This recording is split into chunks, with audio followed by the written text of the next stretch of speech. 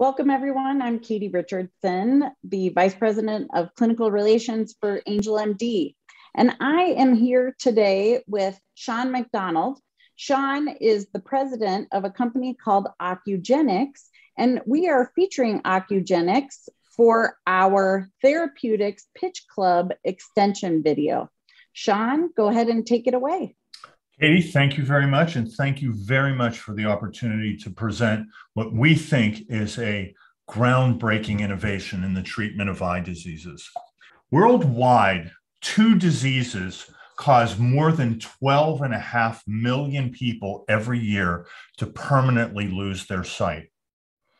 Those 2 diseases are wet macular degeneration and diabetic retinopathy. Both diseases are caused by this aberrant wound response in the back of the eye.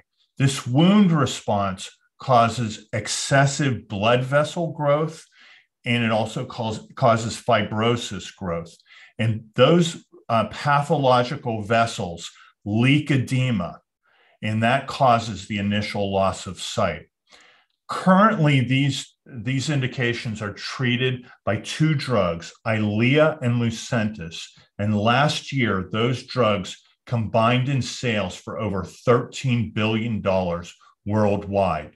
In fact, Eylea is the number 5 largest selling drug in the world. So these are big segments, and they're growing at about 10% a year. This problem is only getting worse. Existing therapies have the exact same mechanism of action. They're anti-VEGF, which means they act to block VEGF, which is a growth factor that is released in the eye and stimulates the growth of these aberrant blood vessels. Both drugs act to block VEGF, but do nothing to impact the other growth factors that are present in the eye that cause vasculature to grow. So although both Lucentis and Eylea cause an initial diminishing of symptoms, longer term, the patient returns to losing sight again. After a year of treatment, the vision tends to return to where it was on initial presentation. So our therapy and our approach is completely different. We are leveraging 20 years of NIH funding to characterize the molecular mechanism of wound healing. At the end of wound healing, all of the vasculature and fibrosis that was recruited to heal the wound dies back naturally. And we have been one of the first to discover the importance of this pathway that initiates that regression of the vasculature and fibrosis. And we've taken that discovery, created a drug with it, and have shown that by activating that pathway in the back of the eye, we can cause a natural, permanent regression of the vasculature and fibrosis.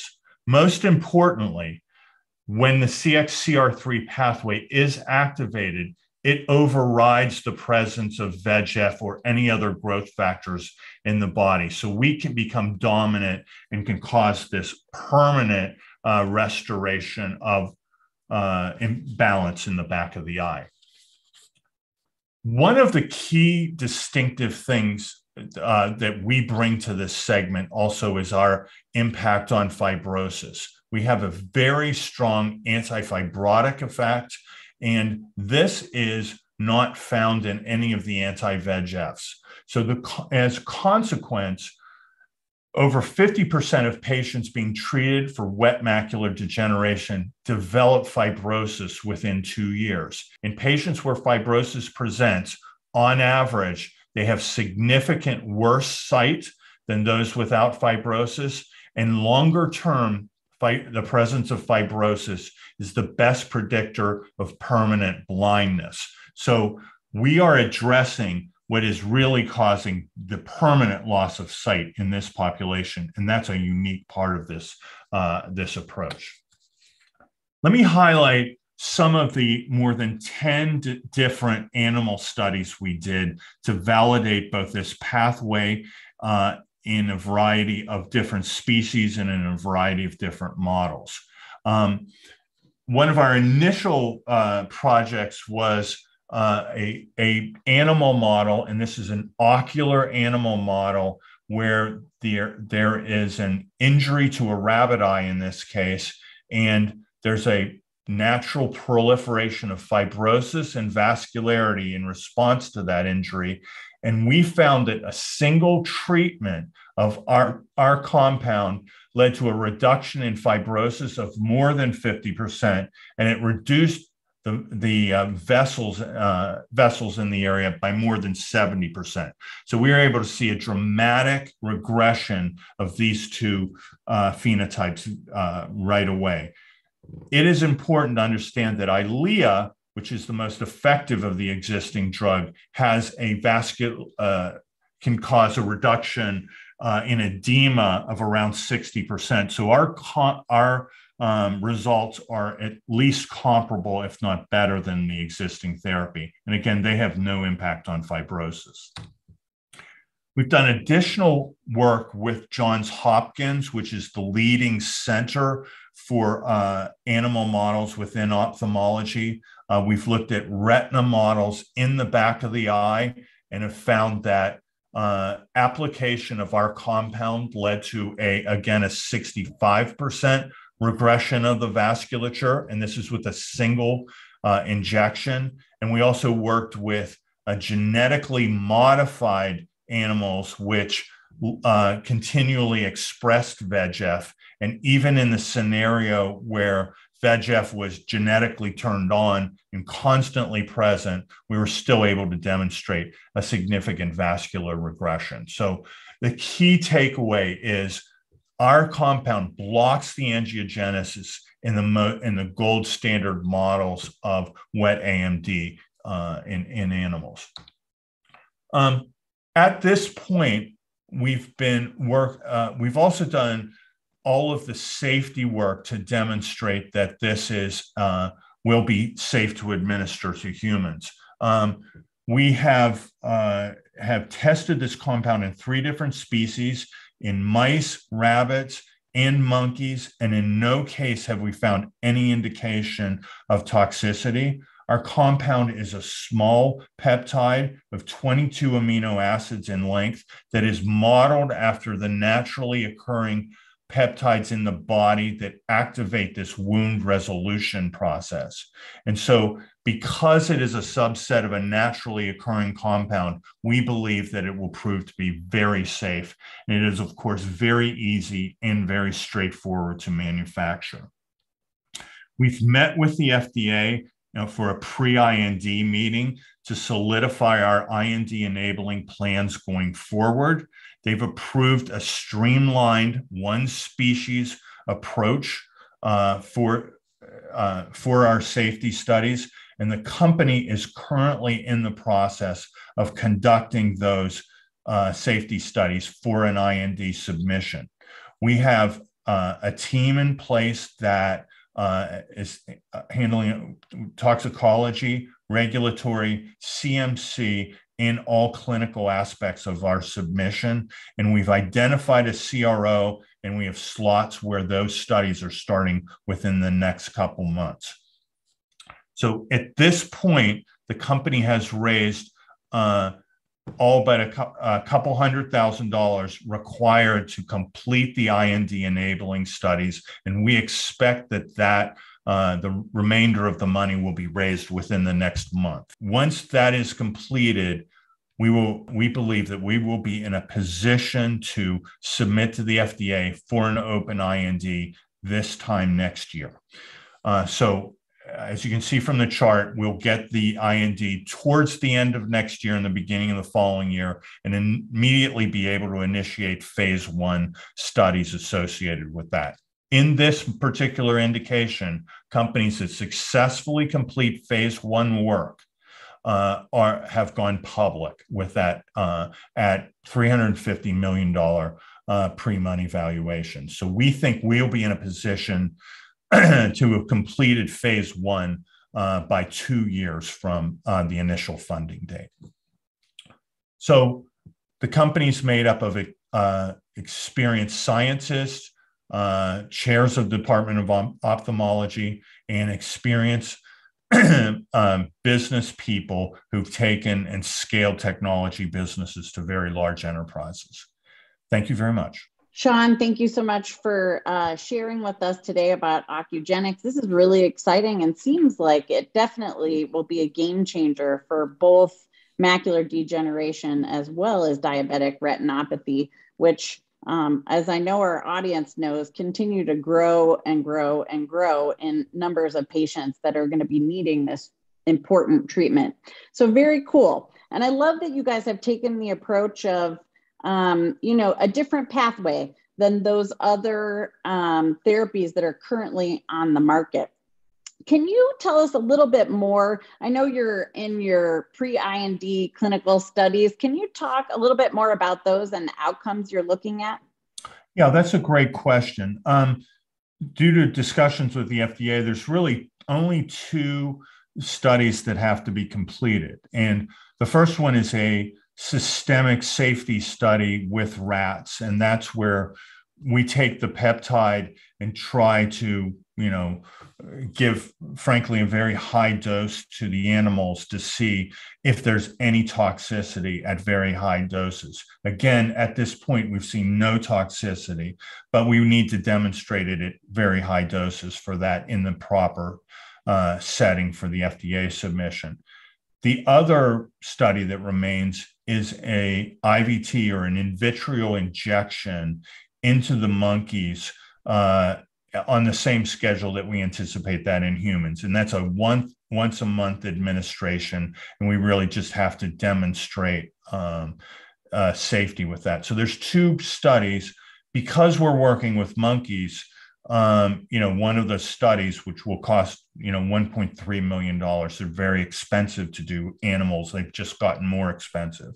So that's driving some of our cash needs. But when you look at the overall studies we have to do, there's really just a couple of them to complete.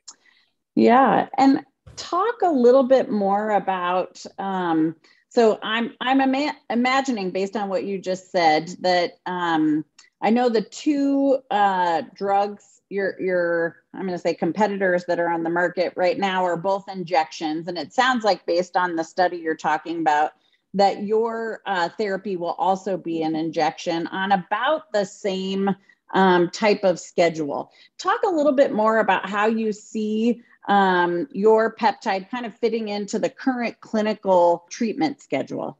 Well, I think that's a great point.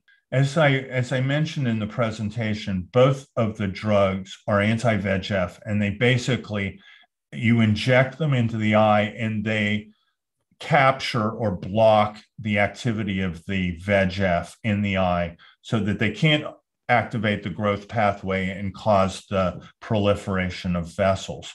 We believe that so once that blocking drug is out of the vitreous and the VEGF is reintroduced by the body into it, that growth begins again. And because of that, they require monthly injections to maintain the diminishment of symptoms. Because our drug causes the vessels, the pathological vessels, to actually die and regress, we believe that once they're injected in the eye, the patient will have to be treated far less frequently. And we can probably move to every 3 to 6 month treatment cycle with this. This is a major innovation in this disease because, as you can imagine, monthly injections in the eye are a significant compliance problem, and patients are, understandably act to avoid them. So we think that by requiring fewer injections, we can actually end up improving both the outcomes and, the patient-provider dynamic. Yeah, that sounds great. And I guess one clarification on that. So do you see this being a standalone treatment then that will replace the other treatments on the market? Or do you think this is something that would work in concert with or alongside the other treatments? That's a good question. We have a clinical plan that actually has both developments scoped out. So we intend to let the data speak. If we saw activity in anti-angiogenic activity that was comparable or better than the existing therapies in the animal models. And then again, we saw a great anti-fibrotic activity where there was none in the other treatments. We, frankly, can have a great success here if we're combined with anti-VEGF agents or if we are a monotherapy. And our intention is to let the data speak for itself and develop both in parallel arms early on and let the science dictate what the best application is. That's very exciting. Very cool. We will be eagerly awaiting the outcomes of your future studies. In the meantime, let me know, how can the AngelMD network support you and your work that you're doing right now? Well, I think this is a very unique network, and obviously we benefit tremendously from interactions with clinicians who face these problems every day, and any advice we could get from the existing AngelMD community would be very welcome. We're early on in this. We have some well-known people associated with the company right now, but clinical input is always valued at a company at this stage. So I think that would be the number one reason. And then number two, frankly, as I spoke to earlier, we are looking to raise a couple $100,000 to finalize this round. We have about $3 million already in the bank for this, and any support from the AngelMD community would be, extremely valuable because they would bring both aspects to the table. So. Fantastic. Sean, thanks again for being with us today. And as I said, we look forward to your updates in the future. Thank you for the opportunity. I appreciate it.